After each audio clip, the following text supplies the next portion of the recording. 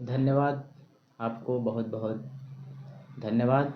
आपने अपना समय निकाल कर यहाँ पहुँचे और इसके लिए आपको बहुत बहुत दिल से धन्यवाद।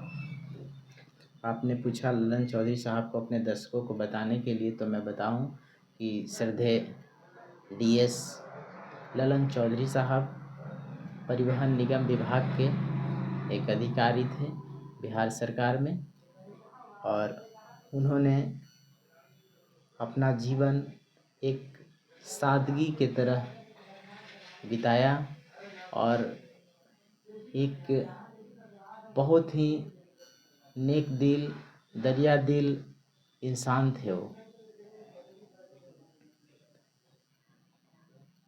और जब वो पढ़ लिख करके जो अपने मुकाम पर जब पहुँचे, तो इन्होंने एक गांव में एक शिक्षा का केंद्र खोला और उस केंद्र के माध्यम से बहुत लोगों को जो है वो शिक्षित करने का काम किया। और जब अंततः उनको जब दिक्कत हो जाती थी, जैसे कि आर्थिक स्थिति, बहुत ऐसे उनका जो शिष्य हैं जो हमको अभी मिलते हैं तो बताते हैं कि आपके पापा का ही हम माने पढ़ाए हुए शिष्य हैं, हमको बहुत खुशी मिलता है। अभी यहाँ जॉब में है तो कुछ को तो वहाँ जॉब में है, कभी कभी आते हैं उन लोग से तो मुलाकात होती है, बहुत अच्छा लगता है। तो उनका जो सादगी था वो बहुत ही मतलब मिलनसार व्यक्ति थे, बहुत सीधे साधे व्यक्ति थे। ललन चौधरी साहब की जो प्राथमिक शिक्षा थी और बहुत ही कष्टदायक और बहुत ही मेहनती थे।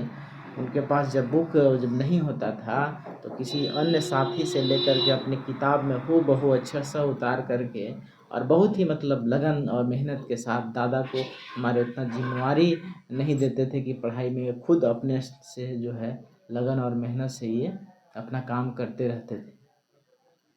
बहुत ही फुआ जो हमारी जो बड़ी बुआ, वो बताती है उनकी कहानी बहुत, मैंने अभी भी मेरी बड़ी फुआ जो है अभी भी है और बहुत उनके बारे में ऐसी ऐसी बात बताती है, हम लोग को उनके बारे में सोच करके लगता है कि इतना महान पुरुष, और हम लोगों को बहुत गर्व की बात होता है कि हमें इतना महान शख्सियत पुरुष का हमको पुत्र होने का सौभाग्य मिला।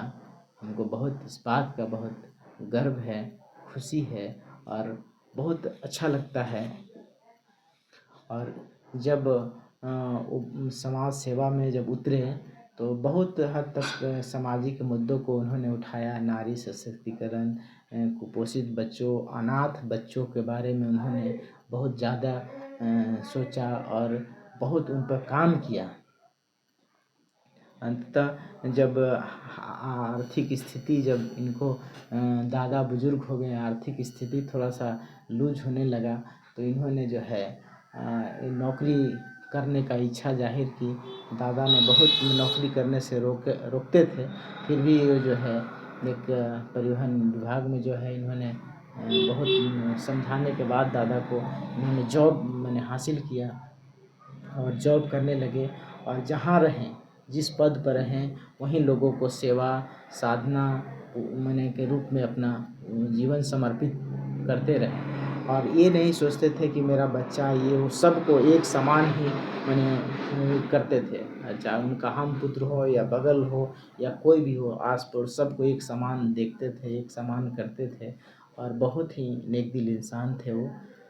और एक तो उनके नाम पर हम लोगों ने एक, जब वो आज दुनिया में नहीं हैं तो उनके नाम पर हम लोगों ने उनके नाम पर एक संस्था का स्थापना किया, ललन चौधरी मेमोरियल सेवा संस्थान, पीरू हसपुरा औरंगाबाद के नाम पर। और तब से लेकर के उनका परिनिर्वाण दिवस जो 2011 में वो इस दुनिया में नहीं रहे, तब से लेकर हम लोगों 2012 में एक संस्था का एस्टेब्लिश किया उनके नाम पर, और तब से लेकर के आज तक जो है उनके नाम पर हम लोग कुछ न कुछ कार्यक्रम हमेशा करते रहते हैं, बीच बीच में भी। और उनके परिनिर्वाण दिवस 13 जनवरी पर जो है हम लोगों ने एक भव्य आयोजन करते हैं। उस आयोजन में फुटबॉल मैच भी कराते हैं, मेधावी छात्र को, छात्राओं को पुरस्कार वितरण भी करते हैं। इस तरह का काम हम लोग करते हैं। और पुनः इस बार 14वें परिनिर्वाण दिवस के अवसर पर हम लोग मनाने जा रहे हैं 13 जनवरी को।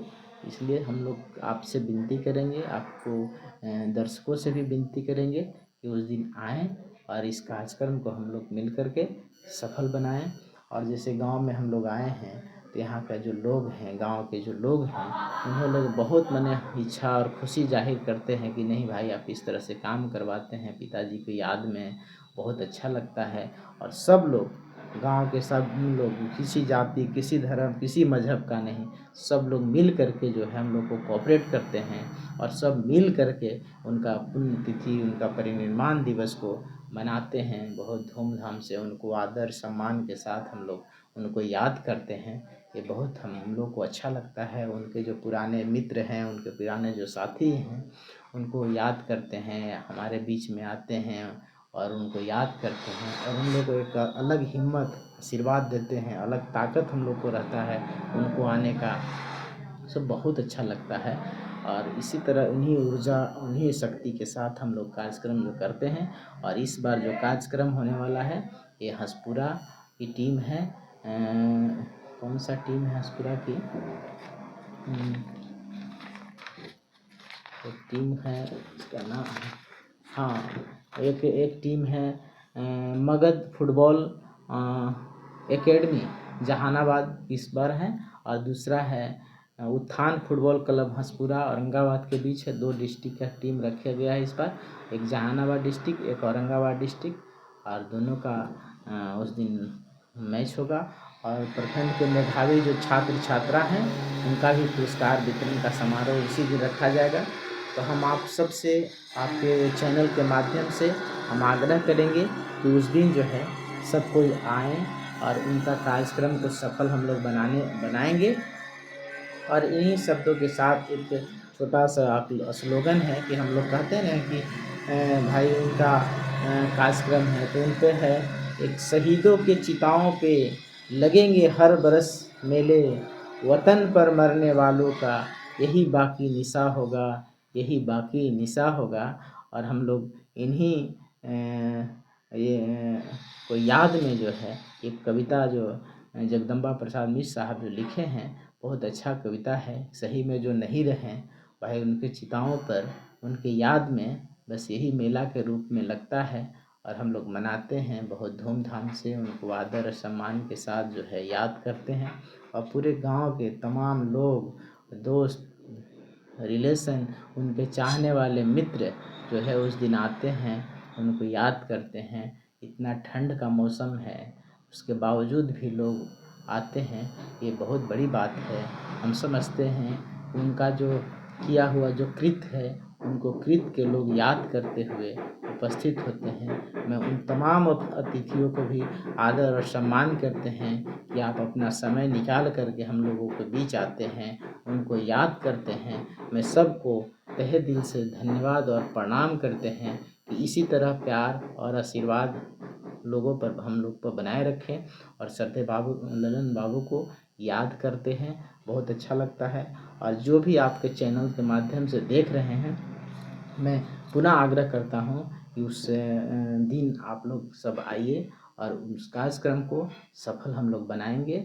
और धन्यवाद, ललन बाबू को प्रणाम करते हुए, ललन बाबू अमर रहें, स्वर्गीय ललन बाबू अमर रहें, श्रद्धेय ललन बाबू अमर रहें, DS ललन साहब अमर रहें के नारों के साथ हम लोग जो है फिर मिलते हैं।